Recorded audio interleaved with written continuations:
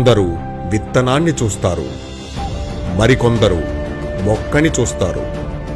కొందరు మాత్రమే భవిష్యత్తులో విస్తరించబోయే మహావృక్షాన్ని చూస్తారు. ఆయన ఆలోచనలు ప్రస్తుతంలో అప్రస్తుతంలా అనిపించవచ్చు. ఈ రోజు ఉంది, రేపు ఉంది, భవిష్యత్తు ఉంది.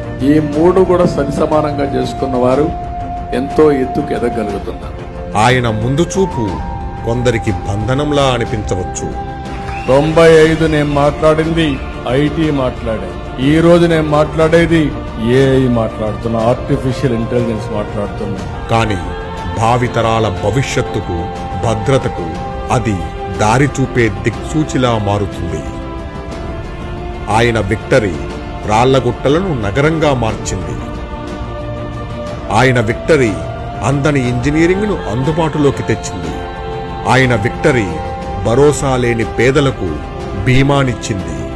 విద్యార్థినులకు సైకిళ్లు అందించి, మహిళలకు స్వయం ఉపాధి కలిగించి, రైతులకు డ్రిప్ ఇరిగేషన్ అందించి, భావితరాలకు భవిష్యత్తునిచ్చి, అట్టడుగు వర్గాలకు చేయూతనిచ్చి, వేల కిలోమీటర్ల రోడ్లతో, వేల మెగావాట్ల విద్యుత్ ఉత్పత్తితో, ఉరకలెత్తిన సాగునీటి ప్రాజెక్టులతో, సులభతరం చేసిన పాలనా విధానాలతో ఆయన నాయకత్వం వహించిన ప్రతిసారి రాష్ట్రం అభివృద్ధికి ఎగబాకింది.